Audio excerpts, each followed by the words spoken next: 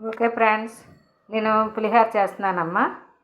నేను ఇంచుమించు 3 సార్లు బియ్యానికి చేస్తున్నాను.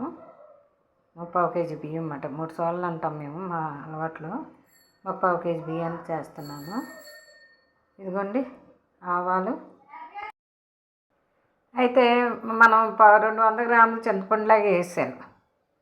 నానబెట్టేసేసి పులుసు పిండేసి ఇందులో వేసి, ఇందులో ఇంత బెల్లం, ఇంత టేస్ట్కి బెల్లం మొక్క వేసాను, ఉప్పు వేసాను, కొంచెం నూనె చొక్క వేసాను.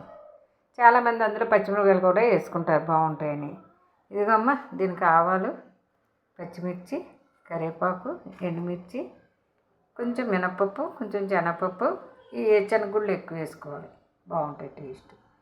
అయితే నేను ఆవు పెట్టి చేస్తాను కదా, ఇక ఆవాలు ఇందులో వేసాను. ఇదేమో పచ్చిమిర్చిని, ఆ చిన్న ముక్క ఏమో ఇందులో తాలింపులో వేసేస్తాను, పెద్ద ముక్క ఏమో మిక్సీ కొట్టేస్తాను. ఇది తాలింపులో వేస్తాము. ఇవి కూడా మిక్సీ ముక్కలు కోసేసి ఇందులో వేసేసి మిక్సీ కొట్టేసి అన్నంలో కలుపుతాం అన్నమాట.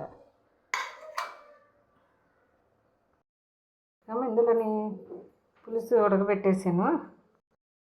ఇదమ్మా, నేను కొంచెం చెప్పాను కదా, ఇంత బెల్లం ముక్క, కొంచెం నూనె, ఉప్పు వేసి ఉడకనిచ్చేసాను. అలా ఉడికిపోయింది కదా. ఇలా జారుగా ఉంటేనే బాగుంటుంది, మరి చిక్కగా ఉంటే బాగోదు. మా అమ్మగారు అనేవారు, అన్నం పీల్చుకుంటుంది, బాగుంటుంది, అలా దింపేయాలి అనేసి. ఇవన్నీ మీరు చూశారు కదా, ఇందాక చూపించాను. ఇంకా అల్లం వెల్లుల్లి పేస్ట్, అల్లం వెల్లుల్లి కాదు, అల్లం, పచ్చిమిర్చి, ఆవాలు. ఆవు పులిహోర అంటారు కదా, మన గుళ్ళో చేస్తారు, ఆ టైప్లో అన్నమాట. మళ్ళీ మీకు కలిపేటప్పుడు చూపిస్తాను. ఇవి నూనెలో వేపేయాలి మొత్తం అన్నీ. ఇంగువ వేసి, ఇంగువ కూడా వేస్తాను.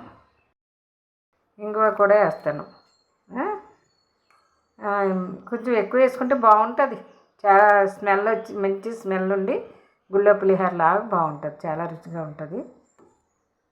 మన ఇష్టం, మనం ఇంతని మీరు చిన్న గ్లాస్ చేసుకున్న దాన్ని బట్టి వేసుకోండి, జంపుగా వేసేసుకోవచ్చు, దీనికి ఏం కొలతలు ఉండవు, అది మన ఇష్టం. వార్చాను నేను 3 సార్లు బియ్యం కదా, మీ ఇష్టం, ఎందులోనే పెట్టుకోవచ్చు, కుక్కర్ అయినా పర్లేదు, దీనికి ఇదే అదేం లేదు, కొంచెం పదునుగా ఉంటుందని వేసామన్నమాట. ఇదిగో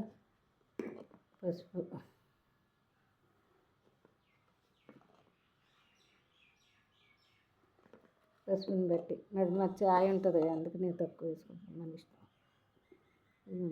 వేసాను కదా, అందరూ వేసేసుకోవాలి.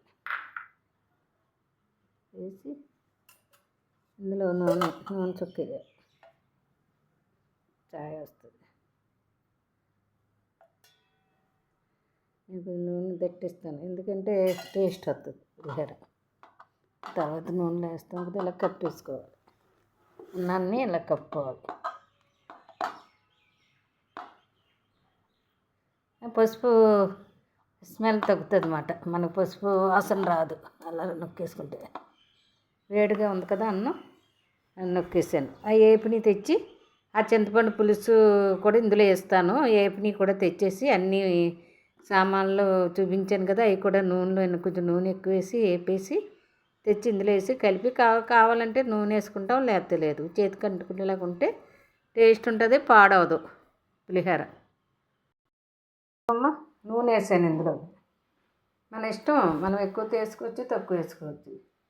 ఆయిల్ వేసాక ఇవన్నీ తీసుకొచ్చి వేసేస్తాను అందులో, ఒక చేసేస్తాను అన్నమాట. అందులో వేసేసి ఆగనిచ్చేసి, దినుసులు ఈ పోపు దినుసులన్నీ ఆగనిచ్చేసేసి అందులో వేసేస్తాను.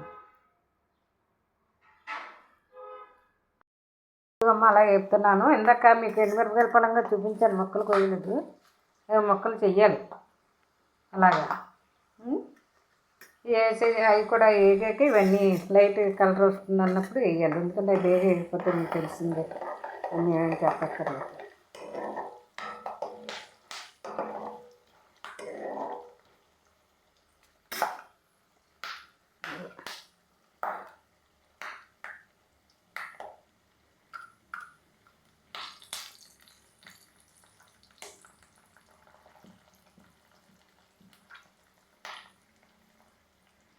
జీడి ఇంగువ అని ఉంటుంది, అది బాగుంటుంది.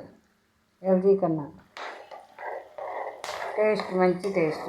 జాములు బాగా ఇష్టంగా తింటారు వాళ్ళు.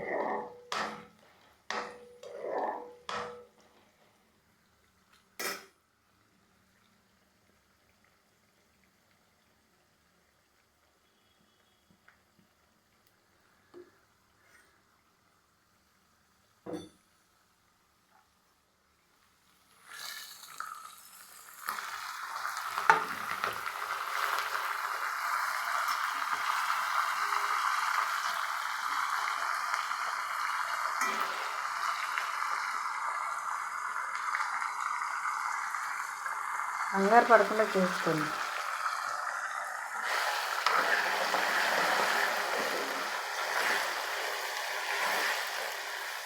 ఇది 3/4 కేజీ బియ్యానికి కదా, అందుకే ఇన్ని పప్పులు. పిల్లలు ఇష్టంగా పచ్చిమిరపకాయలు అవి తింటారని మేము ఎక్కువ వేసుకుంటాం.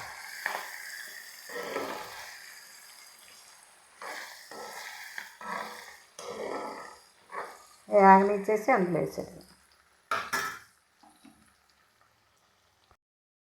అలా ఏగినాయి తీసుకొచ్చి ఈ చింతపండు పులుసుతో పాటు ఇవన్నీ వేసేద్దాం.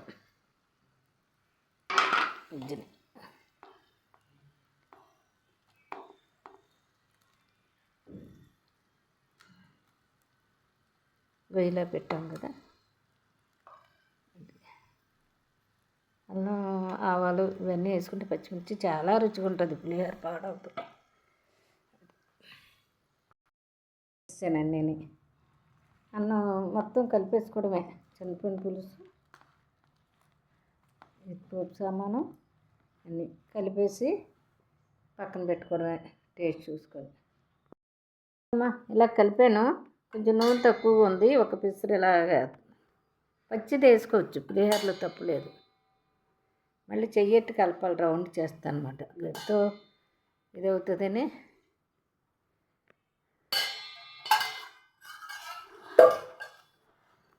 ఇలా కలిపేస్తాం. పైనుంచి కిందకి ఇలాగ అన్నది పులిహోర. అలా కలిపితే చేతికి అంటుకుంటే పాడవదు పులిహోర. నేను తర్వాత కలుపుతాను. అయిపోయింది. Okay, bye.